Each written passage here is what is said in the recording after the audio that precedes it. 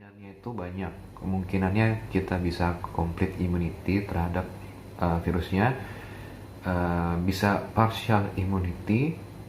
Partial immunity artinya kita bisa terinfeksi kembali, tapi nanti pada saat infeksinya yang kedua itu kita tidak menimbulkan gejala yang seheboh ketika infeksi pertama.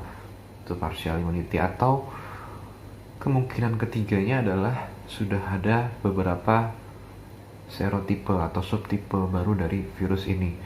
Nah, ini juga sudah ada penelitiannya dan belum di peer review memang, tapi sudah teridentifikasi ada 2 subtipe dari coronavirus yang sekarang, SARS-CoV-2. Padahal dia baru muncul dari akhir Desember 2019 sampai sekarang Maret 2020 sudah teridentifikasi 2 subtipe, yaitu subtipe S dan subtipe L, di mana subtipe S ini adalah subtipe yang paling awal muncul di tempat awalnya berasal. Dan pada perjalanannya, karena virus ini juga adalah virus RNA yang sangat mudah bermutasi, ada yang muncul lagi subtipe baru yang namanya subtipe L, dan itu adalah subtipe yang paling banyak ditemukan di luar dari daerah asalnya, di Cina, termasuk mungkin di Indonesia. Subtipe L ini sifatnya lebih cepat replikasinya dan penyebarannya lebih mudah. Sudah ada penelitiannya. Nah, subtipe S dan subtipe L. Nah, kalau kejadiannya seperti ini, itu skenario-nya beda lagi. Jadi kalau kita sudah pernah terinfeksi misalkan dengan subtipe S, artinya kita masih sangat mungkin terinfeksi oleh yang subtipe L, begitu pula sebaliknya. Nah, jadi banyak kemungkinannya. Memang di situ yang belum bisa kita pastikan, tapi yang pasti setelah orang terinfeksi akan muncul imunitas atau kekebalan terhadap virus tersebut, dan munculnya tidak menunggu 2 tahun, tapi cukup 2 minggu. Nah, setelah itu kita imun. Pertanyaannya adalah memang imunitasnya seperti apa, itu yang masih dipertanyakan. Dan yang kedua, sampai kapan kita punya imunitas tersebut, itu 2 pertanyaan yang belum bisa dijawab sekarang karena penelitiannya memerlukan penelitian lebih lanjut. Nah, lalu bagaimana cara kita bisa mencapai herd immunity tadi? Sedangkan kita sudah kehilangan 2 opsi.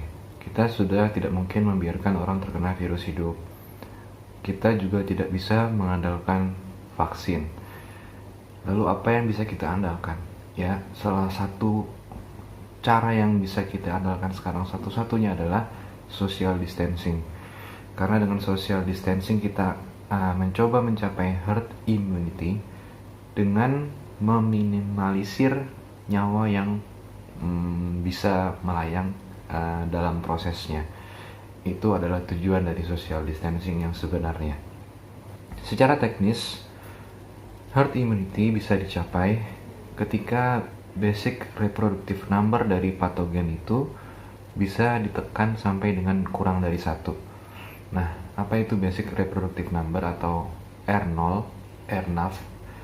R0 atau basic reproductive number adalah kemampuan dari satu orang yang terinfeksi untuk menularkan ke beberapa orang lainnya. Nah, sebagai contoh, basic reproductive number atau R0 dari SARS-CoV-2 sekarang menurut penelitian adalah 2-3. Artinya satu orang yang terinfeksi rata-rata bisa menularkan ke 2-3 orang sehat. Nah, itu yang harus ditekan sampai dengan kurang dari 1. Dan angka tersebut sebenarnya tidak hanya murni berasal dari kemampuan si virusnya untuk infeksi.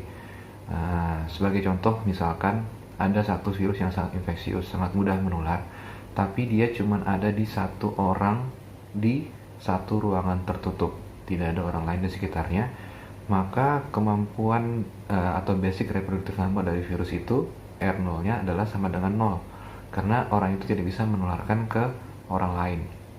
Jadi densitas masyarakat atau densitas populasi di sini sangat berpengaruh. Nah, social distancing adalah cara untuk menyebar atau meminimalisir densitas dari populasi supaya basic reproductive number-nya itu bisa ditekan. Secara sederhananya, langkah-langkah yang perlu diambil, yang pertama adalah social distancing atau lockdown atau apapun itu namanya. Pokoknya interaksi antara manusia harus dikurangi, densitas populasi harus dikurangi. Sebenarnya pemerintah pusat sekarang menyuruh kita untuk social distancing, itu artinya sama dengan menyuruh kita lockdown dengan kesadaran sendiri, cuman tidak diatur sama negara, itu saja bedanya. Jadi pertama kita lakukan social distancing atau lockdown di semua kelompok usia.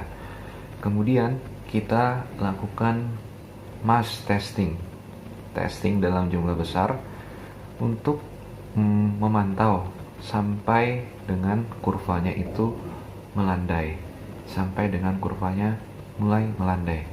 Nah, di saat kurvanya sudah mulai melandai, baru kita lepas lockdownnya, lepas social distancingnya, tapi harus bertahap.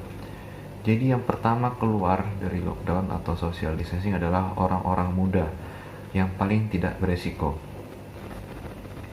Keluarkan dari lockdown orang-orang yang paling muda atau yang paling tidak beresiko. Nah, kemudian dalam perjalanan melepas orang-orang itu, lakukan kembali langkah yang sebelumnya, lakukan kembali mass testing dan lihat lagi sampai kurvanya, bagaimana efeknya terhadap kurvanya, apakah tetap melandai atau ada peningkatan. Kalau ada peningkatan, kita tunggu lagi sampai melandai. Baru selanjutnya kalau sudah melandai lagi, kita lepaskan yang middle age. Ulangi lagi tahap selanjutnya, lakukan mass testing, lihat apakah bagaimana pengaruhnya terhadap kurva. Kalau kurvanya naik, kita tunggu lagi sampai melandai. Kalau sudah melandai lagi, baru yang paling terakhir dilepas adalah orang-orang dengan resiko yang paling tinggi atau elderly. Nah, dalam prosesnya tadi, dengan melepas satu-satu kelompok usia tadi, di dalam prosesnya itu kita sudah semakin dekat dengan herd immunity, karena jika kita berhasil menekan reproductive number tadi sampai dengan kurang dari 1, misalkan SARS-CoV-2 itu kan sekarang reproductive numbernya 2-3. Nah, dengan reproductive number 2-3 itu diperkirakan perlu setidaknya 60% dari populasi agar tercipta herd immunity. 60% dari populasi yang imun di kelompok daerah tersebut untuk menciptakan herd immunity. Nah, dalam prosesnya tadi, dengan kita lepas satu-satu tadi, kita sudah semakin dekat dengan herd immunity. Nah, harapannya ketika yang terakhir kita lepas tadi sudah ibaratnya sudah sangat dekat dengan herd immunity, sehingga kelompok paling risiko tinggi tadi akan sangat rendah kemungkinannya untuk bisa tertular lagi, karena sudah dikelilingi oleh banyak orang yang sudah imun, sudah hampir mencapai herd immunity. Nah, itu tahapannya sampai kapan kita harus melakukan social distancing atau lockdown dan kapan kita harus mengakhirinya. Nah, masalahnya dalam prosesnya tadi ada beberapa hal yang perlu sekali dikejar atau dilengkapi. Yang paling pertama adalah testing. Mass testing harus bisa dilakukan, mau tidak mau, suka tidak suka, karena langkah-langkah tadi tidak akan bisa dilakukan kalau kita tidak bisa melakukan mass testing, tidak punya kemampuan untuk melakukan tes banyak-banyaknya. Kita tidak akan tahu kapan kurvanya akan melandai. Semakin lama kita harus menunggu, kurvanya sampai bisa melandai, sehingga testing sangat amat krusial di dalam menyelesaikan masalah ini. Kemudian yang kedua, imunologis dalam perjalanannya tadi juga mengejar penelitian mulai dikejar. Salah satunya adalah dengan yang mengejar penemuan vaksin sampai bisa digunakan, dan kemudian juga harus meneliti bagaimana reaksi imun kita setelah terinfeksi. Apa yang menjawab dua pertanyaan tadi, apakah imunitasnya itu sifatnya bagaimana, komplit atau parsial. Kemudian yang kedua, berapa lama orang punya imunitas terhadap si virus tadi. Nah, dua pertanyaan tadi dikejar oleh penelitian tadi untuk mempengaruhi kebijakan yang dari beberapa langkah tadi. Nah, dua hal itu yang paling terutama harus dipenuhi, dan secara teori itu memang mudah diucapkan. Jadi yang kita lockdown dulu, kemudian lakukan mass testing, tunggu kurvanya melandai, kita lepas usia muda, kemudian lakukan mass testing lagi, lihat bagaimana pengaruhnya terhadap kurva. Kalau kurvanya naik, tunggu lagi sampai melandai, keluarkan yang middle edge, ulangi langkah yang serupa, lihat pengaruhnya terhadap kurva, apakah kurvanya naik. Kalau naik, kita tunggu lagi sampai melandai, baru yang terakhir kita lepaskan orang-orang dengan usia tua. Di saat itulah kita sudah hampir mencapai herd immunity, dan kita bisa beraktivitas seperti sedia kala. Secara teori sebenarnya segampang itu, tapi sangat sulit untuk dilaksanakan secara praktikal. Dan secara sederhana penjelasan yang saya sampaikan tadi bisa dilihat di video berikut.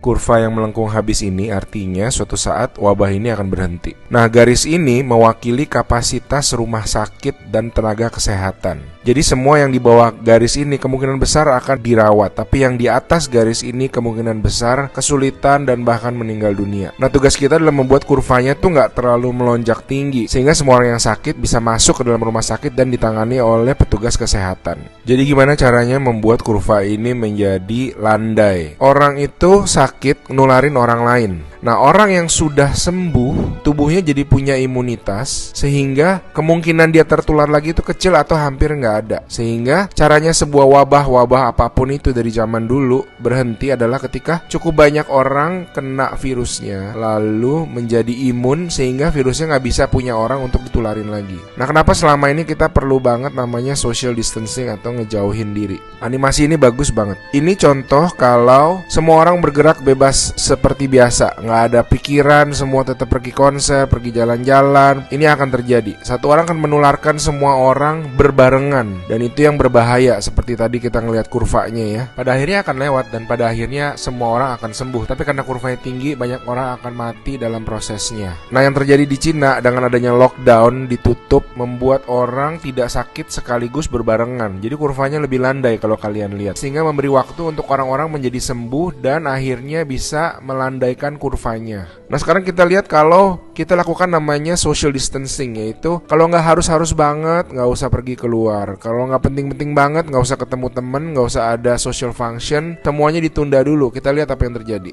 Nah, bahkan ini ada simulasi satu lagi. Kalau social distancingnya itu bener-beneran ekstrim, orang nggak boleh keluar, ada jam malam dan sebagainya, ini yang terjadi. Kita lihat beda banget kan. Jadi ada orang yang akan tetap sakit, tapi mereka bisa masuk rumah sakit dan dirawat.